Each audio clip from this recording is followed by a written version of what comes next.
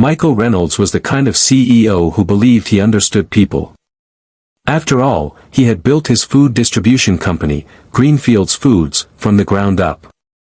He came from modest beginnings, student debt, long hours, failed pitches, and now sat atop a thriving empire that fed millions. He was proud of what he had built. His employees called him driven, visionary, and precise. And he believed, perhaps too confidently, that he knew what went on in his company. Until the day he noticed Sophia Carter. She was quiet. Always early. Always polite. A woman in her mid-30s, dressed simply, moving through the cafeteria like she didn't want to be seen. She never asked for more. Never caused trouble. But one evening, as Michael passed through the nearly empty cafeteria on his way out, he caught a glimpse of her doing something subtle, slipping leftover food into a tote bag. Not in a careless way. She looked over her shoulder, moved quickly, wrapped the food neatly, and quietly left. It caught Michael off guard. He didn't jump to conclusions. He observed. Over the next few days, he walked through the cafeteria at the end of each shift, just to see if it was a one-time thing. But it wasn't. Every day, Sophia packed up what was left, carefully, quietly, and took it with her. Not stealing. But definitely bending the rules. Company meals were for on-site consumption. Not takeout. Not redistribution. Michael began to wonder, was she selling it? Feeding someone else? He needed to know. So he followed her. It was raining the night he trailed her car, an old sedan with a cracked taillight and a rusted bumper. She drove well outside the city limits to a neighborhood Michael hadn't seen in years. The streets were narrow and cracked. The homes were aging, wood chipped, paint faded, yards unkempt. She pulled up to a small house and parked. He watched from his SUV as she struggled with the heavy tote, adjusted her coat, and unlocked the door. What happened next stopped him cold. 3 children ran out to meet her, barefoot, thrilled to see her. An elderly woman, thin and frail, peeked from the window with a vacant expression. A teenage girl helped Sophia inside. Michael saw her unpack the bag like it was a feast. She divided the food carefully, portioning it for each of them. The kids ate with joy. The grandmother was gently fed. The teenager smiled with tired gratitude. And Sophia? She didn't eat. She waited. She smiled. She rubbed her mother's back. And when everyone had finished, she sat at the kitchen table alone and quietly ate a piece of toast. That was all. Michael sat in stunned silence in his car. The woman he had been watching for days wasn't breaking rules to take advantage of anything. She was surviving. She was sacrificing. She was feeding her family, 3 children and an aging parent, with leftovers because she couldn't afford groceries. She worked long shifts, kept her head down, and still went without food herself so her family wouldn't have to. That night, something broke open in him. He thought about the company's catered meals, the untouched trays that were thrown away each week, the perks for executives, the absurd spending on luxury espresso machines and office decor. Meanwhile, women like Sophia were skipping meals in silence. Employees who showed up on time, never complained, and never asked for help, because they knew no one was looking. The next morning, Michael called an emergency meeting with HR and his executive team. He didn't talk about rules. He talked about people. About what it means to run a company that feeds millions while your own staff quietly go hungry. This is a failure, he told them. A moral failure. Within 3 days, Greenfields Foods launched a new initiative.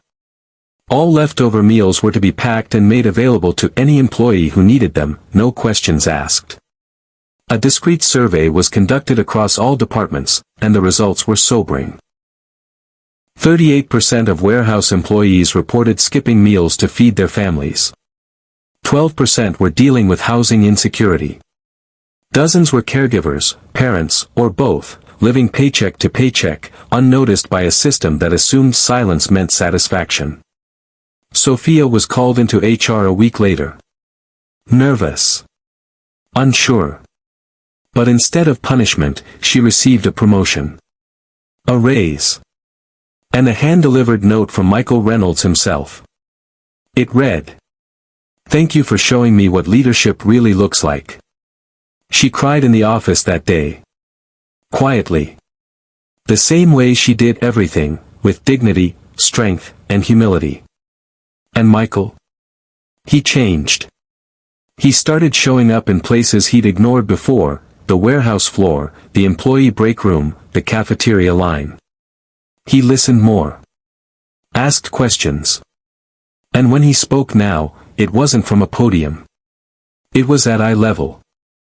Sophia Carter didn't set out to teach anyone a lesson. She was just doing what she had to do to keep her family fed.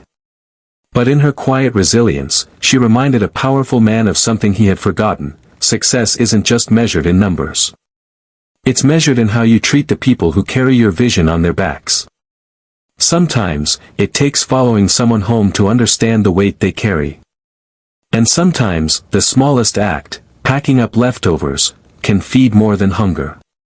It can feed change. A week after the policy change, Michael found himself standing in the break room, nervously clutching a coffee cup, waiting for Sophia. He wasn't used to feeling anxious before conversations. He was the CEO, after all. But this was different. He hadn't just witnessed a moment of hardship, he had been changed by it.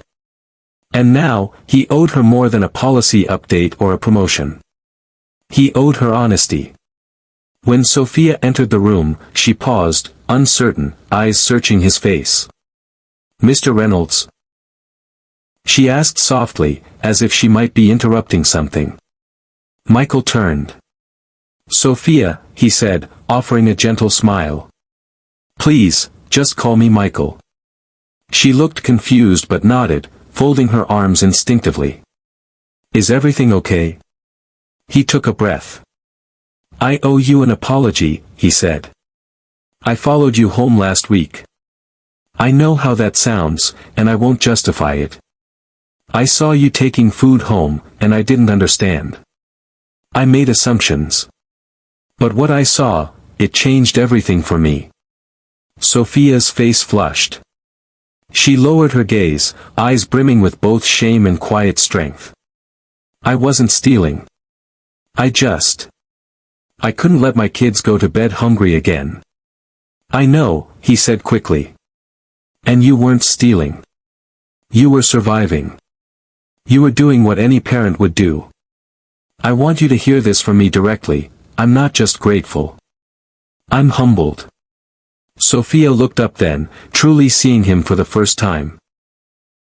Not as a CEO, but as a man who had stepped outside of his office long enough to learn something real. "We've changed company policy," Michael continued. "Not just food redistribution. We're launching a hardship support fund. Quiet aid for employees who need it. No shame. No paperwork jungle. Just help. Because no one should work full-time and still have to go hungry." Sophia covered her mouth, eyes welling. "I didn't think anyone saw me," she whispered. "I thought if I just stayed quiet and kept going, maybe I could protect my family a little longer." Michael stepped closer, voice steady. "You did more than protect them. You inspired change for hundreds of others." That afternoon, Sophia went home with a fresh bag of food, not leftovers, but freshly prepared meals made just for her family. Alongside it was a new ID badge, Community Liaison Coordinator. It was more than a title. It was trust. Michael had asked her to lead the new employee wellness initiative, ensuring that voices like hers would never be ignored again. Over the following months, the ripple effect was unmistakable.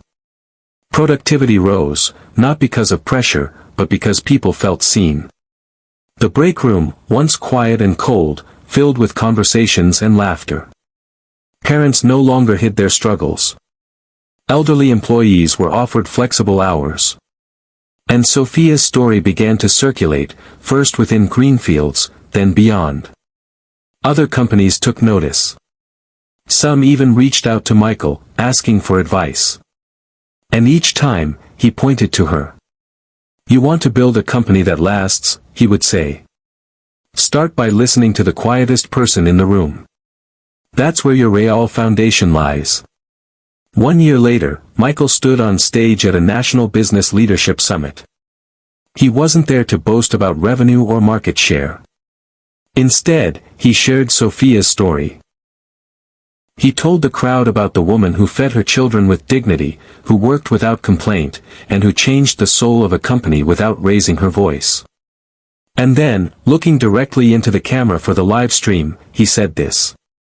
"If you're a business leader watching this, ask yourself a question. Do you really know the people who work for you? Not their titles. Not their resumes. But their lives. Their struggles. Their strength. If you don't, then you're not leading. You're just managing numbers. Start listening. Start seeing. And when you see something that breaks your heart, let it change you. Don't look away. Let it make you better." Back at home, Sophia sat on the couch with her children, watching the speech stream from her old laptop. Her son beamed. Her daughter squeezed her hand. And for the first time in a long time, she felt not just proud, but powerful. Because her quiet story had lit a fire. And it wasn't just about food.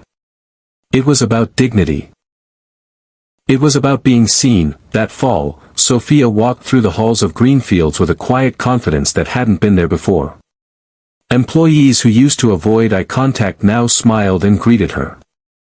New hires were told about her during orientation, not as a cautionary tale, but as a story of courage and change.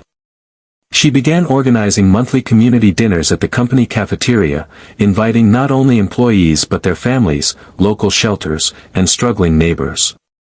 Michael always attended, quietly listening, always learning.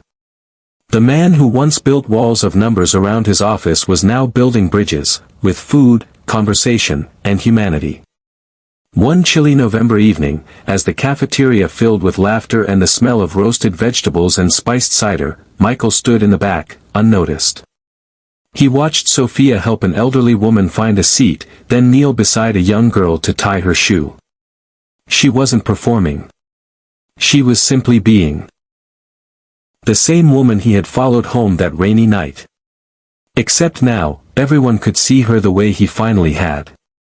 Next to him stood Carla, the HR director. She whispered, "She doesn't even know how many lives she's changed." Michael smiled. That's because she wasn't trying to change lives. She was just trying to survive. The rest, that was on us. They watched as Sophia stood at the front, gently tapping a spoon on a glass to get everyone's attention. "I just want to say thank you," she said. "When this started, I never imagined I'd be here. I just wanted to feed my kids and do my job. I never thought that would lead to all of this. But maybe that's the lesson. You never know who's watching. You never know who you're inspiring, just by showing up, even when it's hard. Especially when it's hard." Applause filled the room. Some clapped with teary eyes. Others stood. But everyone felt the weight of her words, the beauty in them, the truth. And in the corner, Michael wiped the corner of his eye and whispered to himself, "This is what leadership looks like." A year later, Greenfields was recognized nationally for workplace innovation and employee welfare. But when asked about their success, Michael never spoke of numbers or awards.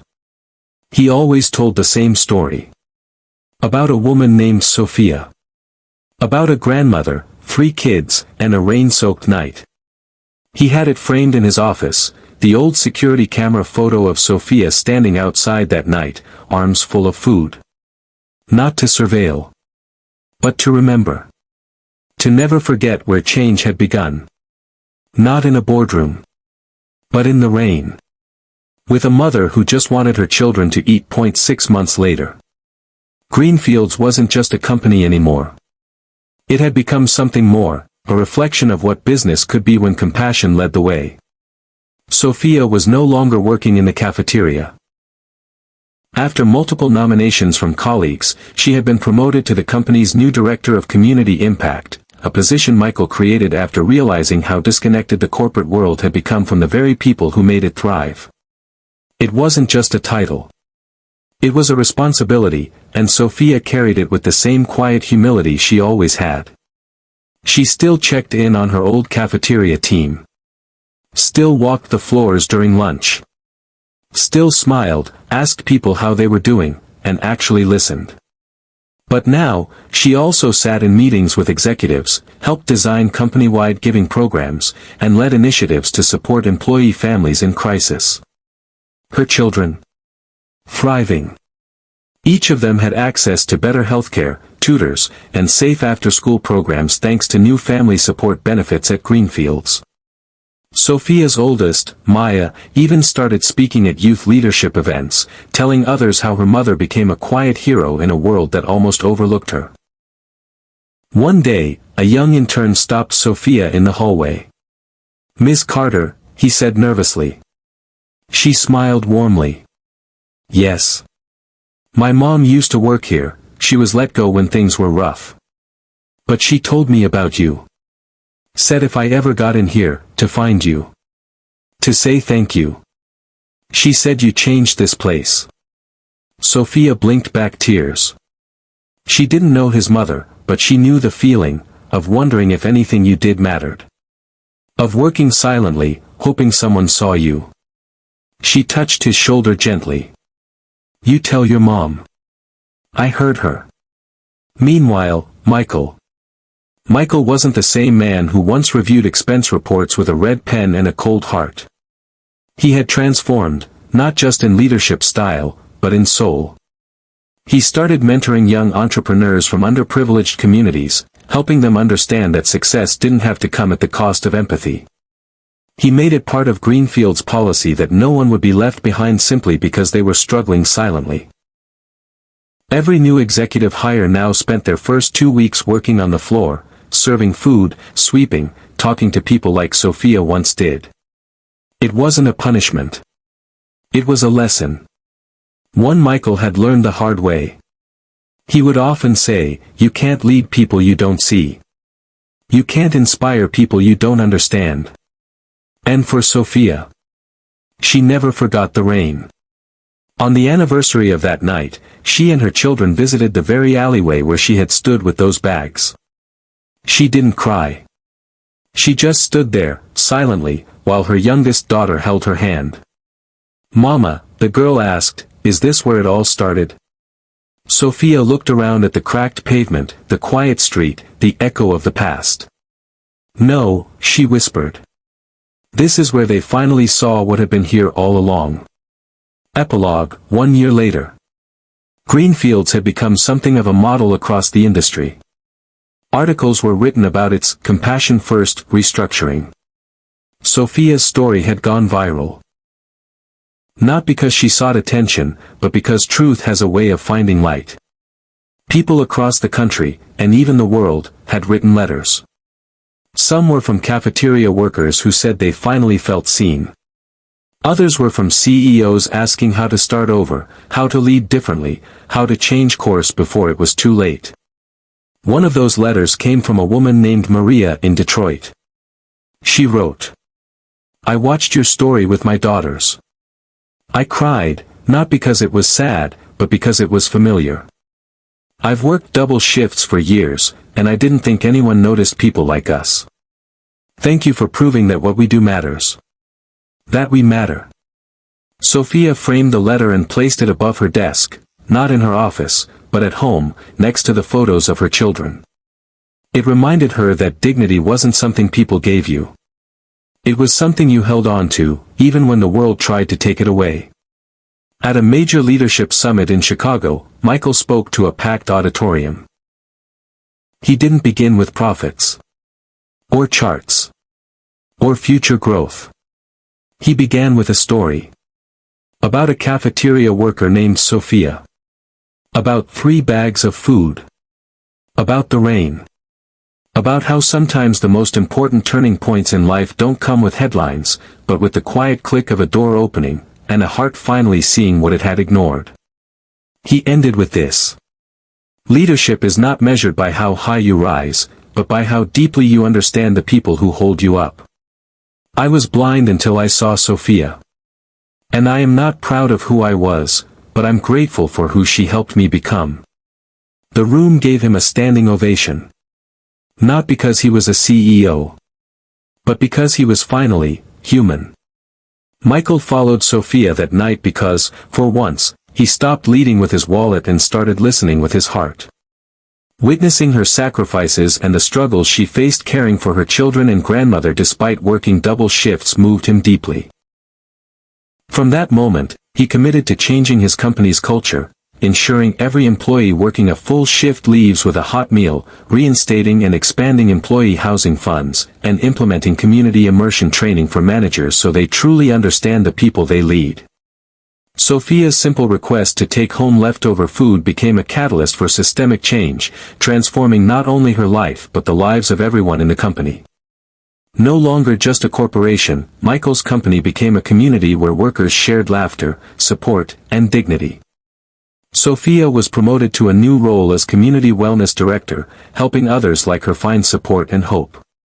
Sitting together on the fire escape, wrapped in a blanket, Sophia and Michael shared a quiet moment, united by the understanding that real leadership comes from listening with the heart. This story is a reminder that change often begins with seeing and supporting one person. And sometimes, that is more than enough.